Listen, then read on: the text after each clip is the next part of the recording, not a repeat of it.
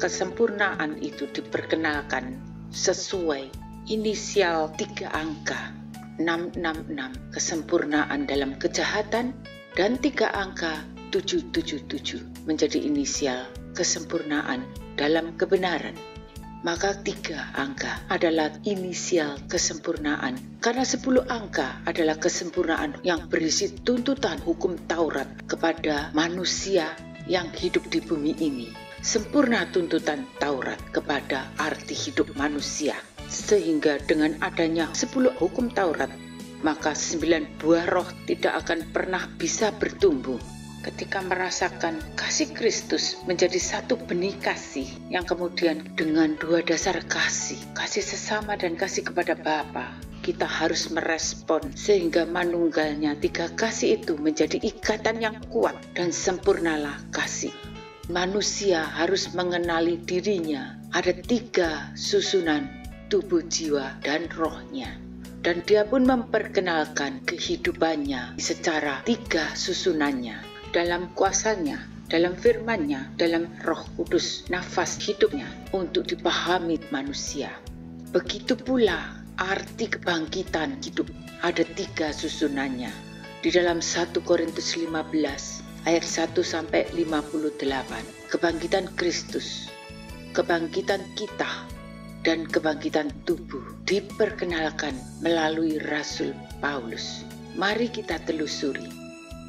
Dengan adil dan panjang sabarnya Eloi sesungguhnya telah memberikan bagi semua manusia itu ada 3 kali kesempatan yang terjadi di bumi ini yang telah diadakannya dari sejak awal kejatuhan manusia sampai sekarang ini dan sampai pada akhir kisah kehidupan ini.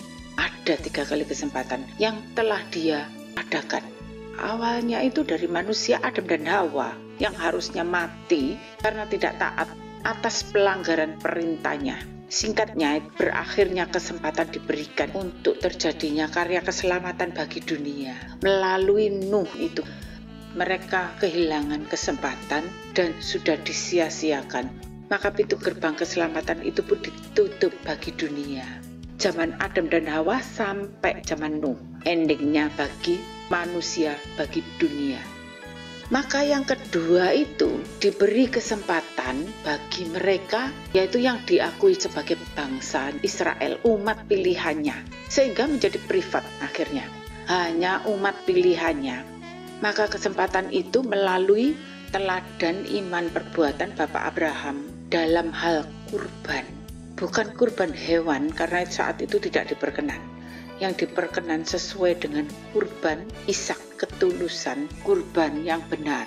Maka jadilah itu kesempatan yang kedua yang telah diadakannya. Kali ini bukan bagi dunia, namun bagi bangsa pilihannya, umat pilihannya. Jadi kesempatan yang kedua, finish endingnya itu ketika dipimpin Musa.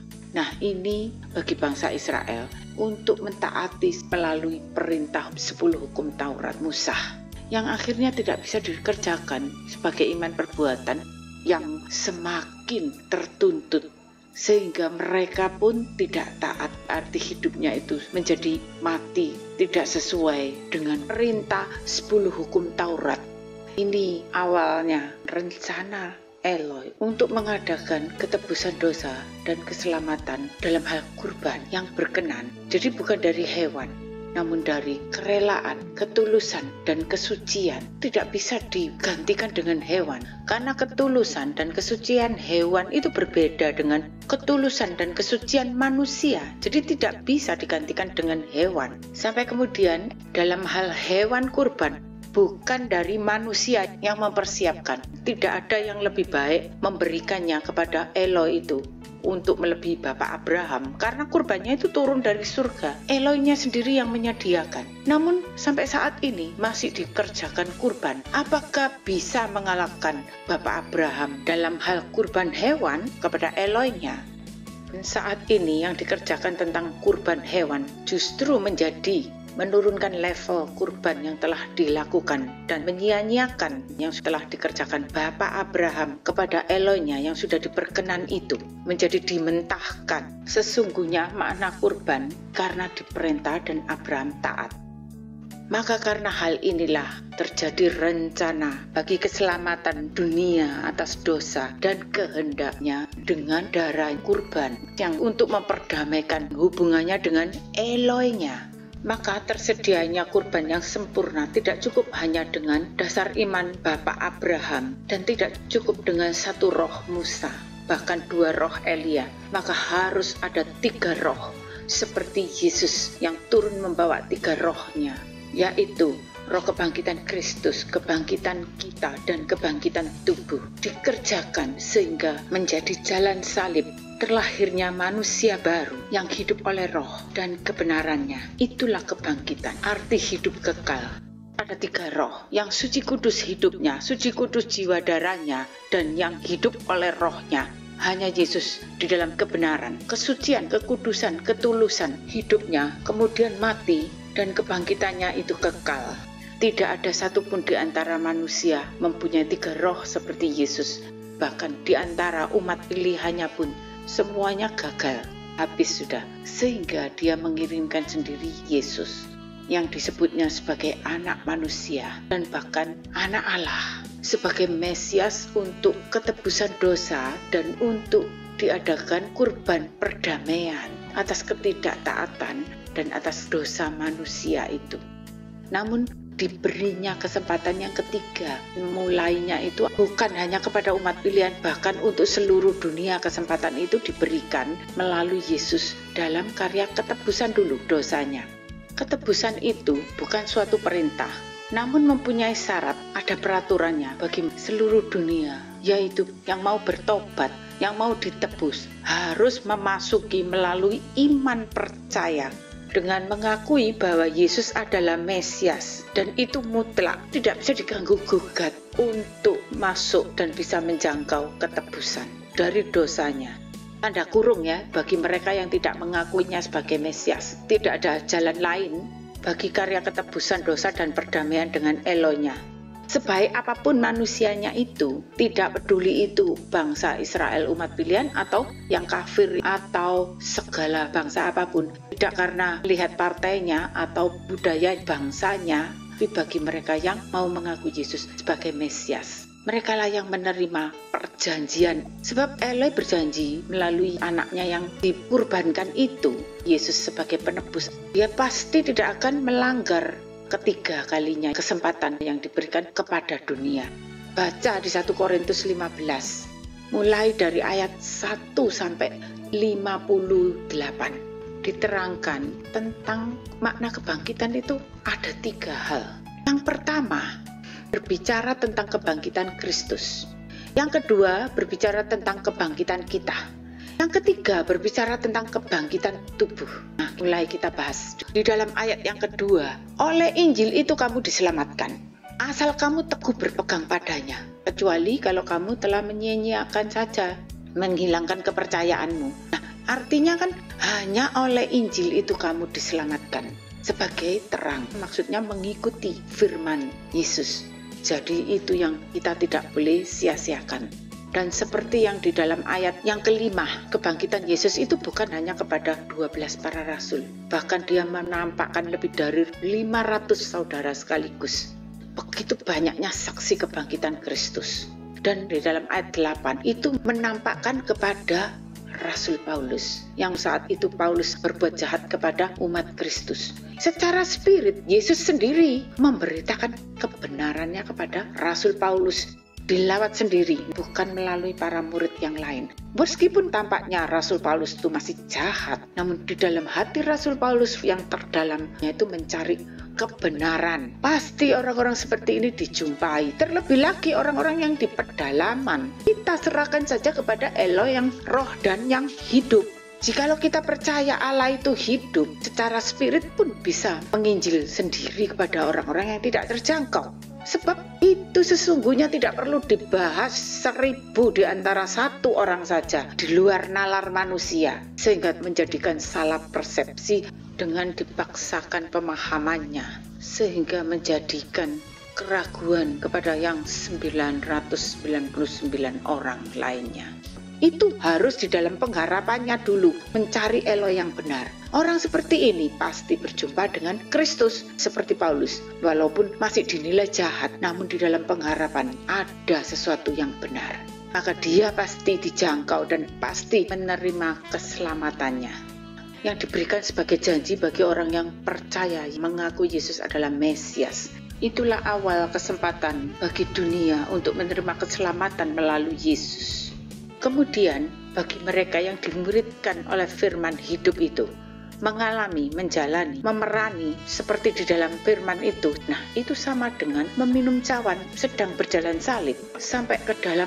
Mereka ini yang akan menerima janji pengangkatan mentalnya yang di dalam. Jadi bukan pengangkatan sebagai anak-anak raja seperti di dunia itu, namun mentalnya meskipun miskin namun yang kaya adalah mentalnya. Nah, orang yang mentalnya ini sudah dikerjakan pengangkatan menjadi kuat karena pengharapannya.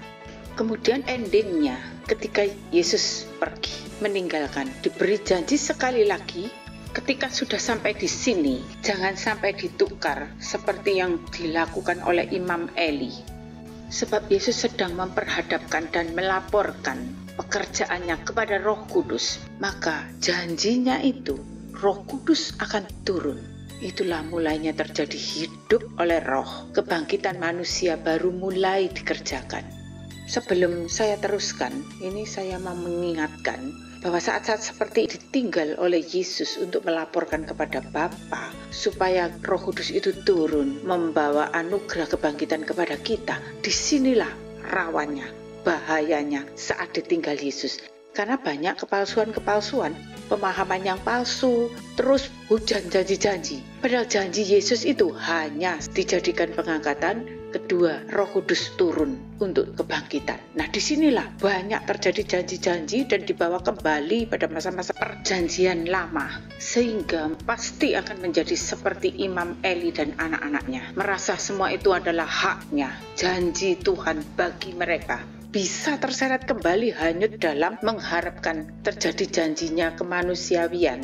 Sebab sudah diberi bekal mental yang kuat, lebih dari seorang malaikat, maka sudah dianggap sebanding, selevel peperangan itu dengan iblis. Yesus berani meninggalkan, pasti sudah dianggap harus sudah mampu menghadapi tipu daya iblis. Karena dia mencobai, yang dicobai itu mental pengharapannya. Maka ingatlah di dalam uji coba di padang gurun, Yesus tidak menggerakkan malaikat untuk menopangnya, kecuali terjadi sesuatu yang di luar nalar. Kalau iblis berbuat curang.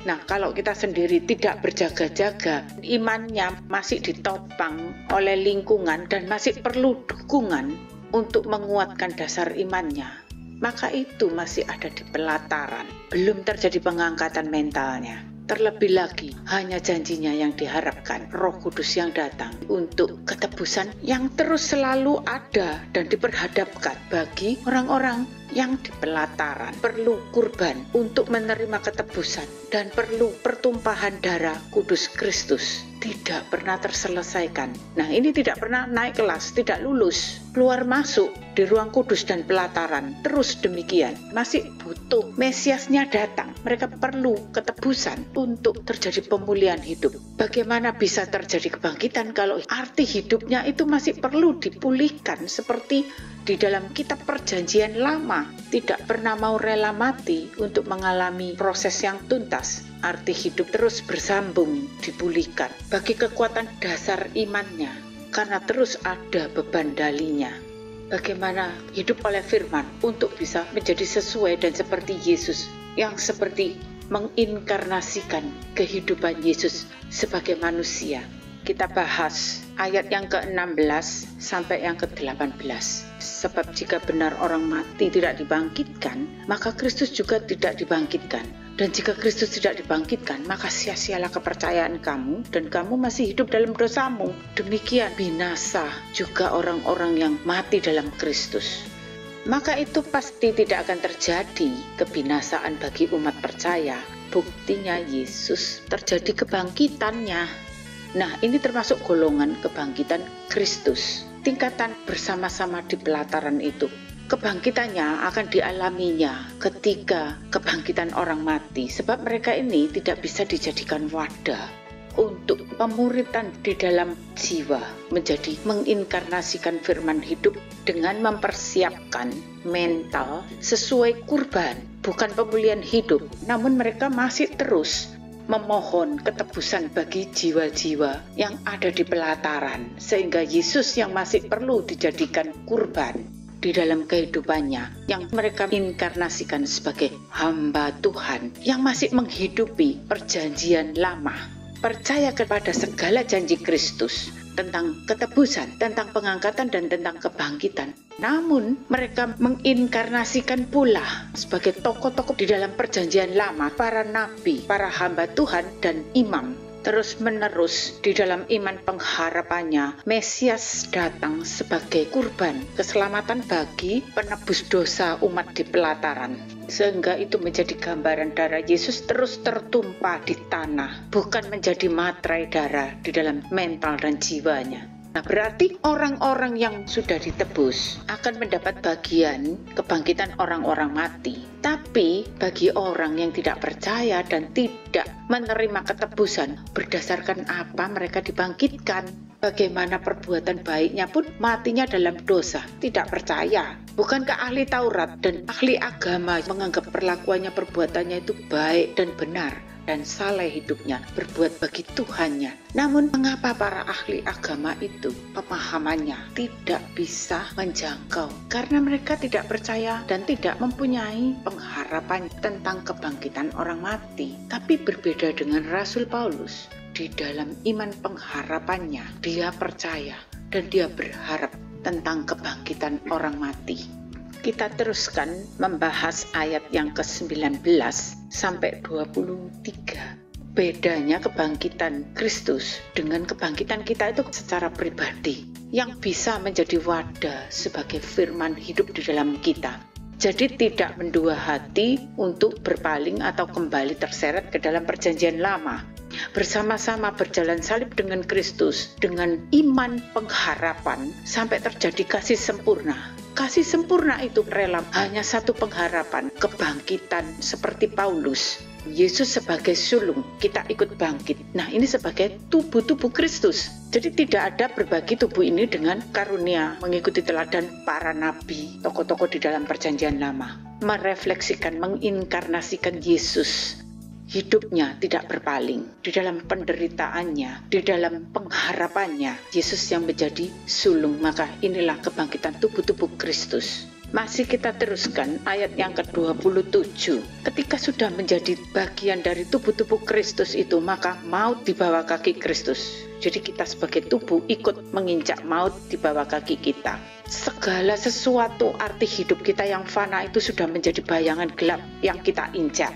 Dipisahkan dari kita. Tidak ada lagi pemulihan hidup di dalam perjanjian lama. Masa lalu sudah selesai, finish, sudah dipisahkan. Nah, ini yang ditiru oleh puisi orang dunia, bahwa surga ada di bawah kaki ibu. Padahal di bawah kaki Kristus adalah maut. Di bawah kaki kita itu adalah maut, bukan surga. Bayangan gelap itu kita injak. Sampai tidak ada sengatnya, namanya saja bayangan tubuh kita yang sudah dipisahkan dari nafsu, ambisi, dari segala motivasi hidup kita. Terang dipisahkan dari gelap.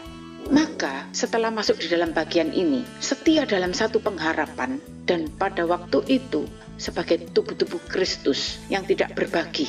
Ini tidak hanya menerima kebangkitan orang mati, namun kebangkitan masa sekarang, kebangkitan pertama. Apakah itu yang dibangkitkan? Di dalam kasih sempurna, ialah akal budi. Jadi selaras, sehati dan sepemikiran, sesuai bagi tempat kediaman hidup oleh rohnya, di dalam rencana dan kehendaknya. Ini orang-orang yang masuk di dalam ketentuannya. Jadi tidak hanya dikasihi sampai diperkenan, bahkan ini masuk di dalam ditentukan menjadi wadah tempat perhentian bagi Roh Kudus. Nah, itu terjadi di dalam urutan kebangkitan tubuh. Baca di dalam ayat 35 sampai ayat 50, akan mendengarkan, akan menerima suatu rahasia ilahi, rahasia spirit, yaitu daging dan darah tidak mendapat bagian di dalam hal kerajaan Allah. Dengan tiba-tiba akan diubah menjadi baru, bukan mengenakan tubuh yang fana ini.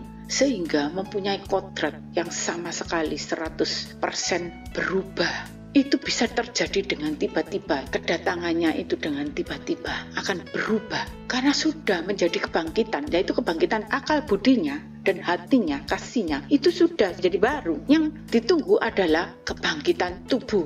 Jikalau diteruskan dibaca sampai ayat 56, kita akan bisa memahami semasa Yesus sebagai manusia, dia tidak akan bisa berbuat dosa karena dia terlahir bukan dari dosa.